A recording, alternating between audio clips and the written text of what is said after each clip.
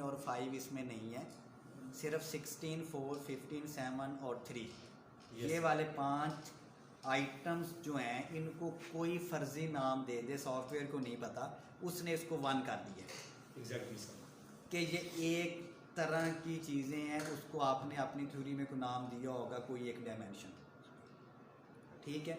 इसके बाद दूसरा कंपोनेंट आ गया, इसमें 21, 20, 19, 14 और बस ये वाले जो 2, 4 हैं, ये 4 आइटम जो हैं ये एक तरह के, ये दूसरी डायमेंशन की। हाँ, ये कोई और डायमेंशन होगी। जी सर, ठीक है।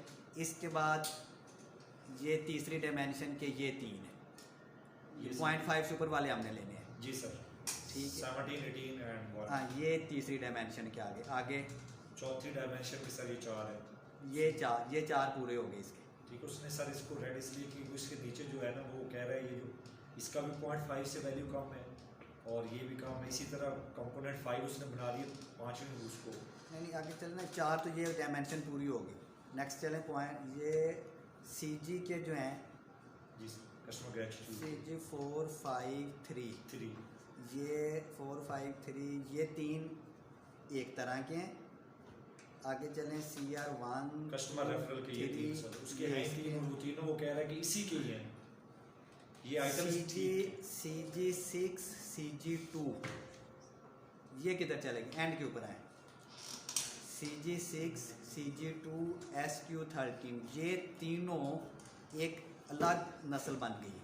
ये सर, ये पैटर्न मैट्रिक्स ये कह रहा है कि ये जो 3 क्वेश्चन आपने वो जो 6 लिए हुए आइटम्स, उसमें 3 तो 4 तो वो कह रहा है ठीक है, ये जो 2 ये और SQ13 है उसको वो अलग से कंपोनेंट बना रहे हैं। तो ये बात ठीक नहीं है ना।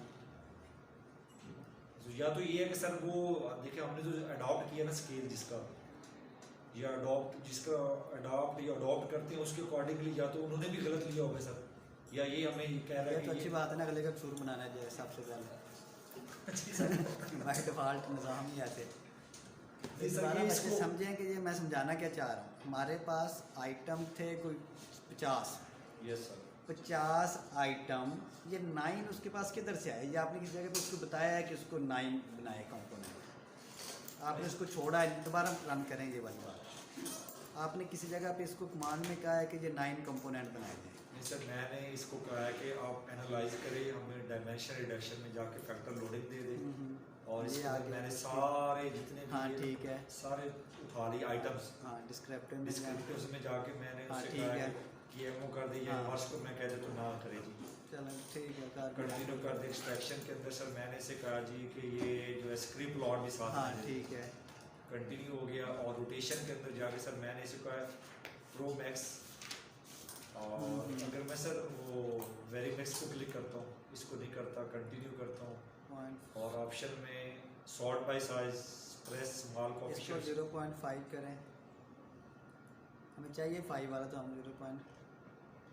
उसने इसको 9 कंपोनेंट क्यों बनाए? हम चाह रहे हैं कि भी इसके 4 कंपोनेंट बनाए जाए। 16 तो 4 ही बनाना चाहिए उसको सर। इसकी बैकएंड पे बेसिस समझ नहीं आ रही कि 9 क्यों ले रहा है उसको।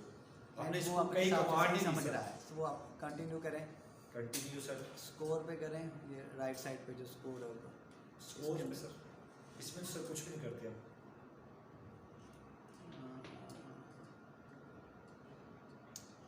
ओके करें, कंटिन्यू एंड ऑप्शन में हम कर दिए ओके कर।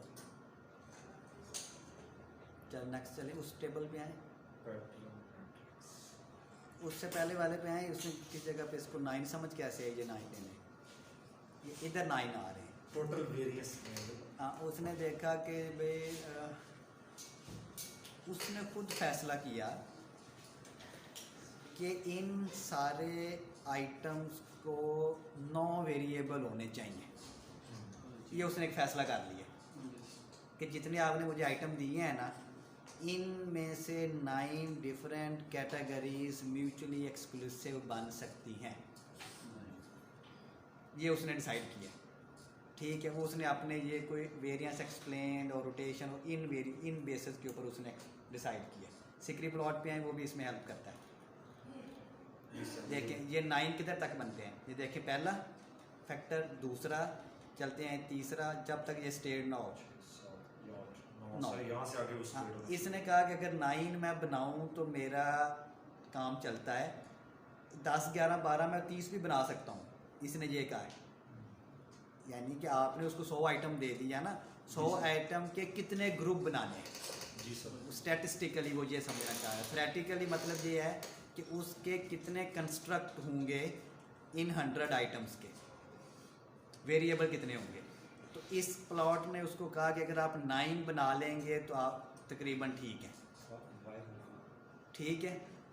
क्योंकि उसके बाद फर्दर अब देखें ना, क्लास के अंदर 50 बच्चे हैं, मैं कहूँ यार कितनी कैटेगरी बनानी चाहिए इसकी, जब हर बच्चे का अपना ही 1.5 इंच की मस्जिद बना के बैठ जाए, नहीं यार 50 ना बनाई जाए, चला मेल फीमेल को अलग अलग कर लें, 2 कैटेगरी बना लें, 2 या 3 ग्रुप।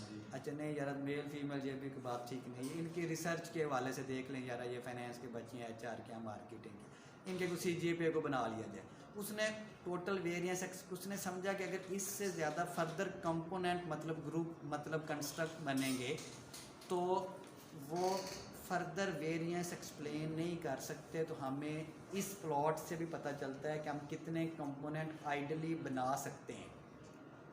ये हमें इसको समझाना चाहिए कि हमारी थ्योरी कहती है 6 बनाए तो आप इसको 6 ही बनाएं। उसने तो आगे चले ना, उसने तो हमारे कुछ आइटम ही निकाल के एक नया वेरिएबल बना दिया। पैटर्न मैट्रिक्स पे आए, हाँ ये वाला, इसने कहा कि ये जो लेफ्ट के ऊपर आइटम्स हैं, पहले 2, 4, 6 आइटम, पहले नहीं वो नंबर हैं उनके, ये वाले एक वेरिएबल की डायमेंशन हैं, ये एक वेरिएबल है, अगले वाले दूसरा वेरिएबल है, ये इस तीसरे कंपोनेंट में 2 वेरिएबल आ रहे हैं 17 और 18। तो क्या इस ये कौन सा वेरिएबल है? और सर हमने यहाँ पे जाके ना प्रोमैक्स का वेरीमैक्स को क्लिक किया था ना, तो अब उसने ना रोटेटेड कंपोनेंट मैट्रिक्स बना दिया, पैटर्न मैट्रिक्स नहीं बनाया। इसमें पैटर्न नहीं है? नहीं सर, जो दूसरा हमने रन किया इसमें पैटर्न नहीं है। ऊपर वाले पैटर्न में आ जाए, हाँ इस पे आ जाए, ठीक है। तो इन फैक्ट जितने हमारे थ्योरी ने हमें वेरिएबल बताए उसके अंदर जो जो हमने आइटम रखे वही आइटम एक तरह के कंपोनेंट पे लोड होने चाहिए। कंपोनेंट मीन एक फर्जी वेरिएबल सॉफ्टवेयर ने बनाया, ठीक है, कि ये चेक करने के लिए कि ये वाले आइटम एक तरह के हैं जिसको हमने वैलिड रिलायबिलिटी कहा कि यार ये सारे एक चीज़ को मेजर कर रहे हैं। ये वाले फला आउट ऑफ पूल था आपका 100 आइटम्स का, उन 100 आइटम में से ये 5 आइटम एक तरह के हैं, उस 100 में से ये 10 आइटम एक तरह के हैं, उस 100 में से ये 20 आइटम एक तरह के हैं, उस 100 में से ये 40 आइटम एक तरह के हैं। और उसने इसको 9 कैटेगरीज में डिवाइड कर दिया statistically based upon their covariances, their correlation, कुछ भी उसने किया, ठीक है। अब थ्योरी से हमने ये दोबारा क्वेश्चनियर में वापस जाके समझना है कि वाकई ये वाले आइटम इसी एक तरह के हैं, ये वाले आइटम अब एंड पे है ना, इसने कहा नहीं इसी टेबल के एंड पे स्ट्रक्चर मैट, हाँ इसने कहा कि ये जो CG6 आइटम, CG7 आइटम और SQ13 ये 3 क्वेश्चन एक ही वेरिएबल को मेजर करते हैं, लेकिन ये तीनों हमारे क्वेश्चन एयर थ्योरी कहते हैं कि ये तीनों एक वेरिएबल को मेजर नहीं करते। CG6 CG2 तो मिलने चाहिए थे वो ऊपर जाके जिधर CG4 5 3 लिखा हुआ है उसके साथ, हाँ ये ग्रेटिट्यूड वाले के साथ जाने चाहिए थे। SQ13 जो SQ वाली डायमेंशन थी उसमें चलना चाहिए था। इसका मतलब ये कि आउटलायर पैदा हो गए, इनको निकाला जाए, इनको रखा जाए, क्वेश्चन एयर ठीक किया जाए, क्या किया जाए, ये चीज़ें सपोर्ट नहीं हो रही। इसी तरह ही बात है कोई, हाँ चलें। अच्छा सर एक और चीज़ भी है इसमें सर एक चीज़ है कि रिलायबिलिटी अगर वहाँ पे हमारा वहाँ पे स्केल आइटम रिलायबल है तो ये जो सॉफ्टवेयर है जब हम इसको फैक्टर लोडिंग करते हैं इसकी, तो यहाँ पे वैलिडिटी करने के लिए भी आपने बताया भी है, तो यहाँ पे अगर इस तरह का इशू आ जाए तो फिर सर उसको क्या नहीं, रिलायबिलिटी का अपना मसला है, इसका अपना मसला है। आपने शॉप से शुगर लेने जाना है तो हम अगर ये कहें कि मुझे 1 लीटर शुगर दे दें तो ये बात मुनासिब नहीं है, ठीक है ना। ये एक चीज़। आप कपड़े लेने जाते हैं, यार कि मुझे 3 लीटर कपड़े दे दें, नहीं भाई 3 गज कपड़े देने, उस चीज़ को मेजर किससे करना है, ये एक अलग सवाल है। फिर क्या 1 लीटर पूरी दुनिया में उसकी क्वांटिटी ही 1 लीटर है या नहीं है? वो मरला किसे कहते हैं, इतने स्क्वायर फुट का मरला होता है, कभी कहते हैं इतने स्क्वायर फुट का मरला होता है। तो ये वो एक अलग मसला है, ये एक अलग मसला है। तो उधर अगर लाइबिलिटी ठीक भी है, वो एक क्वेश्चन, इसलिए मैंने शुरू में भी आपको कहा था कि वो एक क्वेश्चन के आइटम तक महदूद है, उसके अंदर रहना है बस। इसने पूरे क्वेश्चनियर को अलग, वेरिएबल्स को अलग कर देना, आइटम को अलग करना और कहना कि ये आइटम एक तरह के हैं कि नहीं है। यानी कि वो एक वेरिएबल के अंदर एक तरह के हैं, ये पूरे क्वेश्चनियर में देखता है कि आर्टिफिशियली कंपोनेंट क्रिएट करता है।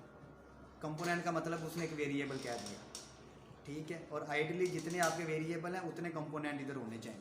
यहाँ हमने सर सबको कंबाइन दिया ना, वहाँ पे हमने वेरिएबल वाइज आइटम। हाँ, वहाँ वेरिएबल वाइज हमने दिए। तो आइडियली स्पीकिंग जितनी आपकी डायमेंशंस हैं या जितने वेरिएबल्स हैं उतने कंपोनेंट इधर आने चाहिए, और उसी आइटम को उसी रेलेवेंट कंपोनेंट में ही लोड होना चाहिए। फिर हम कहेंगे ये बात ठीक चल रही। चलो नेक्स्ट चलो, सारे मसले हमने अभी नहीं हल करने, अभी तुम्हारी ज़िंदगी बहुत बड़ी हुई है। सर एक इसका छोटा सा सोल्यूशन है। हाँ, जिस तरह अभी इन्होंने 9 फैक्टर में कन्वर्ट किया ना, हम ऑलरेडी उसको बता देते हैं कि आपने कितने फैक्टर्स में करना है। फॉर एग्जांपल कि हमारे 5 वेरिएबल्स हैं, तो जब हम यहाँ पे एनालाइज में गए थे ना, दोबारा चले एनालाइज में। एनालाइज यो ही फैक्टर में आप जाएंगे ना, उसमें एक्सट्रैक्शन में यहाँ पे ये फिक्स नंबर ऑफ फैक्टर्स इसके नीचे जो हाँ, ये वाला, हाँ, यहाँ पे आप वो फैक्टर्स मेंशन कर देंगे। लेट्स से कि आप 6 हैं, आपके कितने डायमेंशन हैं टोटल? 4 dimension sir. और आगे बाकी उसके अलावा SQ की 4 डायमेंशन है ना, SQ की और वेरिएबल कितने हैं उसके अलावा? 3 4 3 7 7 हो गए टोटल। एक IV हो गया सर, 4 डायमेंशन 5 हो गए, एक मीडिएटर 6 और DV 7। हाँ, 7 आपके कंस्ट्रक्ट हैं, 7 कस्टम। तो इधर 7 लिख दें। हम कहते हैं कि मजबूरी तौर पे फोर्स कर रहे हैं कि आपने इन सारे 100 आइटम्स को 7 हिस्सों में तकसीम करना है। अब किसने किस हिस्से में जाना है ये वो फैसला करेगा। इसको रन करते हैं। जब हमने उसको ओपन छोड़ दिया तो उसने कहा कि इसके 9 बनने चाहिए।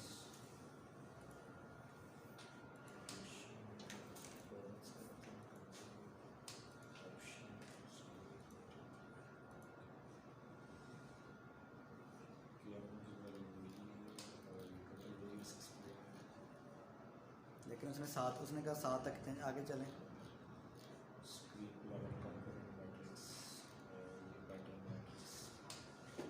अब उसने इसको 7 हिस्सों में किया। अब क्या वो 7 ठीक बने या नहीं ठीक बने, ये सवाल रह गया। CG5 SQ17 CG2 ये 0.5 से ज़्यादा लोडिंग किसी कंपोनेंट में नहीं ले सके। ये आउटलायर पैदा हो गए, ये लोड हुए होंगे लेकिन 0.5 हमने कहा ना, सही वैल्यू दी थी उसने, उससे नीचे उठाया। यानी कि ये 3 आइटम 0.5 से ज़्यादा लोड किसी कंपोनेंट पे नहीं ले सके। CG3 भी नहीं ले सके। इनकी अगर हम उधर 0.3 करेंगे फिर इनकी कोई वैल्यू आ जाएंगी। ये किसी न किसी जगह पे गए होंगे लेकिन 0.5 से ज़्यादा नहीं गए।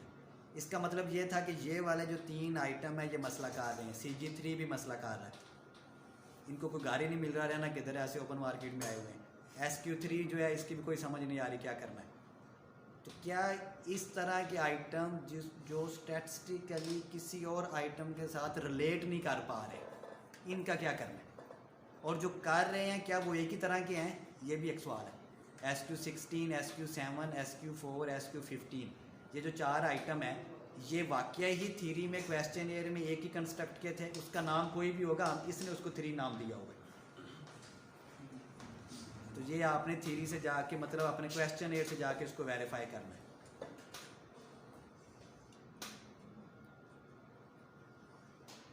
कोई समझ आई? चलो कुछ ना कुछ समझ लो। क्या हुआ है? काशिफ साहब आप चुप चुप चल रहे हैं। काशिफ साहब चुप कर रहे हैं ना, तो हमें थोड़े से तशवीश लाक होना शुरू हो गई। ठीक है, तो ये इस तरह नहीं होगा कि आप क्वेश्चनियर बना के बैठ जाएंगे और फील करा लेंगे और भी वो बड़ा खूबसूरत बन गया और ये सारी चीज़ें सीधी हो गई। ऐसा नहीं होगा। ये स्टैटिस्टिक्स आपको आगे नहीं चलने देगी आपके एनालिसिस को। और अक्सर 80% स्टूडेंट इंट्रोडक्शन, लिटरेचर, मेथोडोलॉजी लिख के बैठे रहते हैं। ठीक है, जिस तरह घर वाले कहते हैं अभी गर्मियाँ आ रही हैं, फिर आगे सर्दियाँ आ रही हैं, कभी ईद आ रही है, कभी रोज़े आ रहे हैं, तो कई साल ऐसे बंदा बैठा रहता है। क्यों फाक?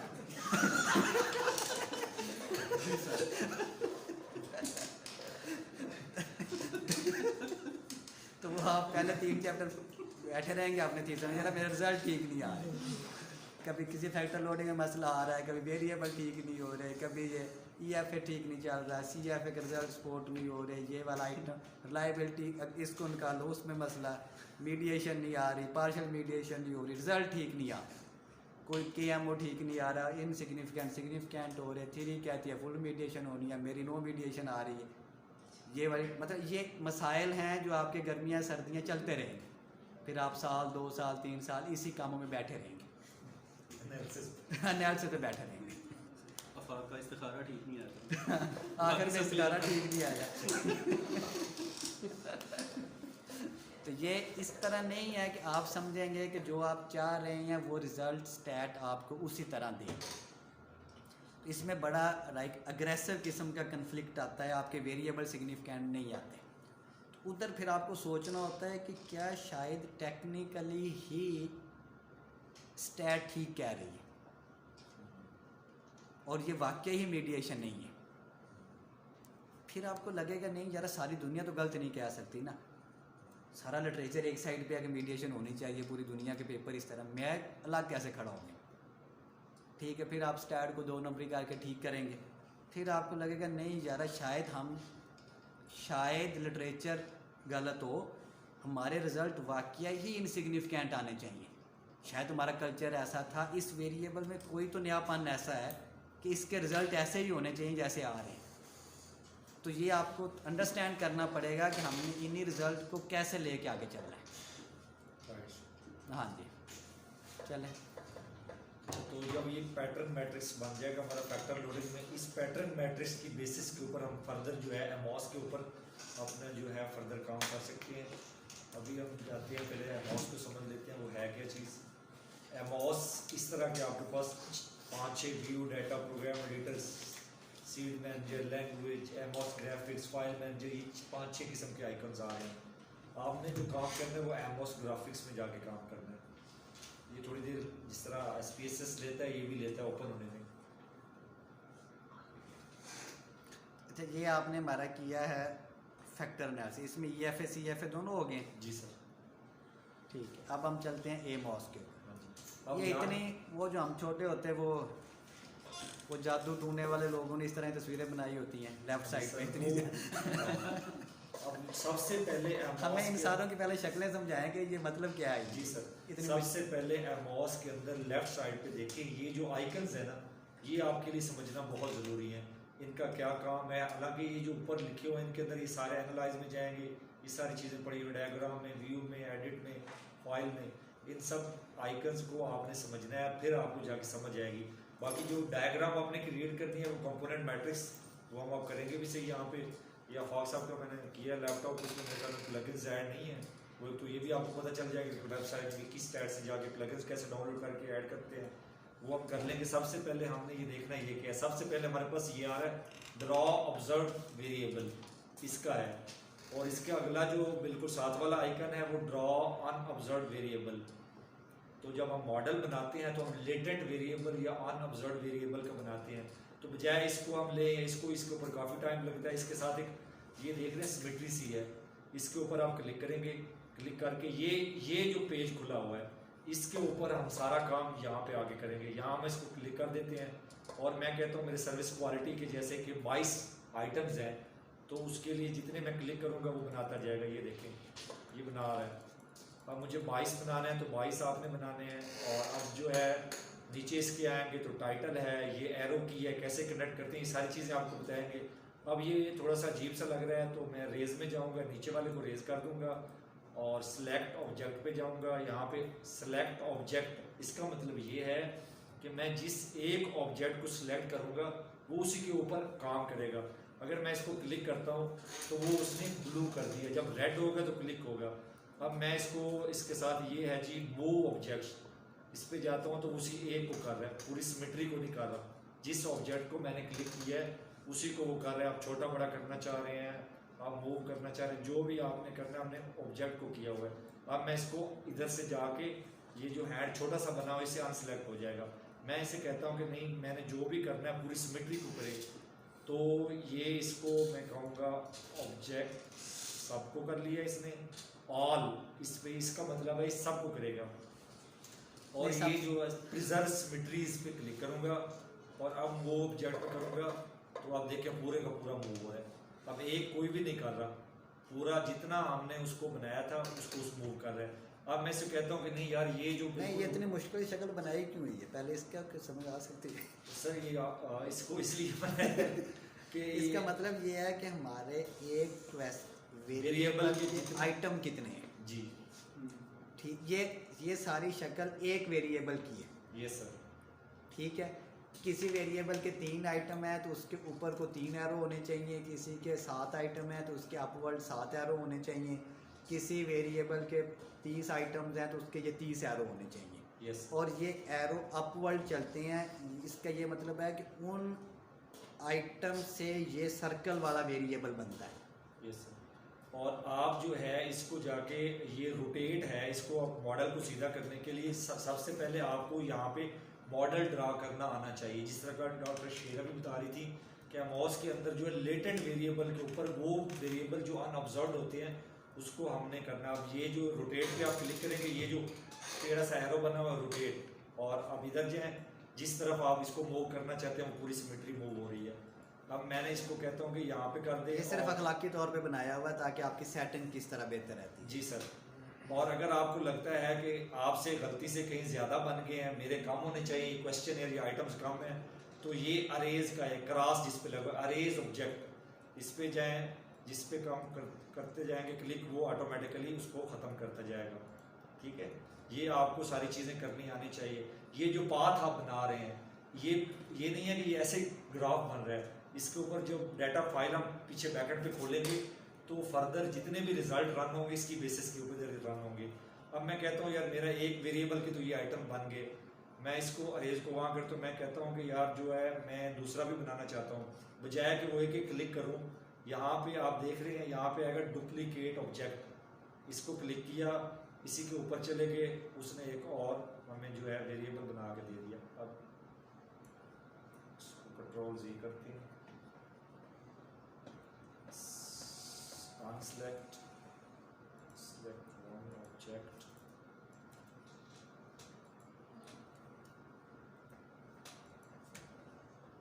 जब ये रेड होगा तो तभी इसके ऊपर आएगा। अब डुप्लीकेट ऑब्जेक्ट, अब उसने एक उसी तरह का और बना के हमें दे दिया। ठीक है, अब इसके अंदर अगर आपको लगता है कि आपके सेकंड वेरिएबल के जैसे हमारे 6 थे या ज़्यादा आ रहे हैं, तो आप इस तरह उनको मूव कर सकते हैं, अरेज कर दें।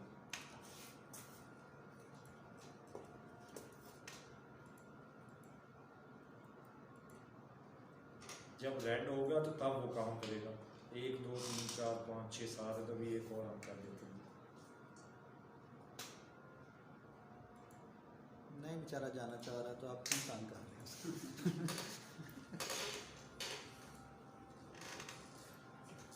तो ये आपको ये पता होना चाहिए कि ये इसके क्या फंक्शन है। अब मैं जो है इसको अनसेलेक्ट करता हूँ, अब वो ऑब्जेक्ट पे जाके दोबारा क्लिक करता हूँ, वो हो गया। और यहाँ से मैं इसको मूव ऑब्जेक्ट कर लेता हूँ कि ये सिमेट्री जो है ऊपर आ जाए इसके साथ, ताकि ये मॉडल थोड़ा सा प्यारा बन जाए।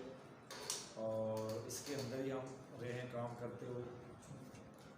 और अब आप तीसरा वेरिएबल है तो इसी तरह आप जो है अनसेलेक्ट करें, इसको सिलेक्ट। आपने क्वेश्चन एयर में देखा होगा कि भाई आपका पहला वेरिएबल है, उसके कितने आइटम है वो बना लेना है, फिर दूसरा वेरिएबल उसके कितने आइटम है, फिर उस तरह की ये बना लेनी है। हर वेरिएबल के जितने आइटम है उस तरह का आपने ये बना लेना है। अब ये तीसरा बन गया। फॉर एग्जांपल तो ये 3 आपके वेरिएबल, आपको लगता है कि इसके और ज़्यादा है तो आप इससे जाके और भी इसको कर सकते हैं, जितने बनाएंगे उसी तरह मूव कर सकते हैं और इसके अंदर आप ऐड भी कर सकते हैं। ठीक है,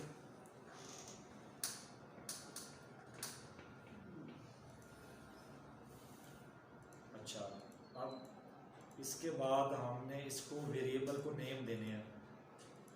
नेम कैसे देने हैं, इधर डबल क्लिक करेंगे, सॉरी इसको उसने रेज कर दिया, इसको अनसेलेक्ट करें और इसको डबल क्लिक करेंगे तो वो इस तरह आपके पास एक बॉक्स खुल जाएगा। मैं इसको कहता हूँ ये सर्विस क्वालिटी है। वो जस्ट आपने इसको लिख के उसके बाद जो है दूसरा मैं कहता हूँ कस्टमर ग्रेटिट्यूड है, आपने क्रॉस कर देना है। तीसरे को मैं कहता हूँ ये कस्टमर ओके का ऑप्शन नहीं है, बस डायरेक्ट आखिरी बात कर लेंगे। और ये जो ये साइड पे शो हो रही है ये एरर टर्म्स हैं, ये सारी ये एरर टर्म्स हैं और हम इसको कहते हैं प्लगइन्स में जाके कि जिस तरह ये हमें नेम दे दे उनके अनऑब्जर्व्ड वेरिएबल्स के, इसके ऊपर जस्ट आप क्लिक करेंगे, जितनी आपकी एरर टर्म्स हैं उसको उसने नेम दे दी है। ठीक है, हम इसको कहते हैं कि इसका कोवेरियंस जो हमारे मेन वेरिएबल है service quality, customer gratitude, customer reference, उनको कोवेरियंस भी दे दे। तो ये इधर जाके प्लगइन्स ड्रा कोवेरियंस, अब क्योंकि वो कह रहा है आप किसी एक ऑब्जेक्ट को सिलेक्ट करें, जब आप क्लिक करेंगे तो वो इशू करता है। हम कहते हैं सर्विस क्वालिटी, कस्टमर ग्रेटिट्यूड और कस्टमर रेफरल, इनको वो जो है प्लगइन्स में जाके ड्रा कर दे कोवेरियंस। इसमें उसको सिलेक्ट किया, दूसरे को रेड होगा तो सिलेक्ट होगा, अब सिलेक्ट हो गए, प्लगइन्स में जाएं और ड्रा कोवेरियंस कर दें। ठीक है, उसने कोवेरियंस को कर लिया है। अब इसकी बैकेंड्स कोरिलेशन और कोवेरिएंस में क्या फ़र्क है? सर कोरिलेशन जो है ना सर ये स्ट्रेंथ नहीं बताता, स्ट्रेंथ बताता है और डायरेक्शन भी बताता है। डायरेक्शन भी बताता है। और कोवेरिएंस जो है ये सिर्फ डायरेक्शन बताता है, स्ट्रेंथ नहीं बताता।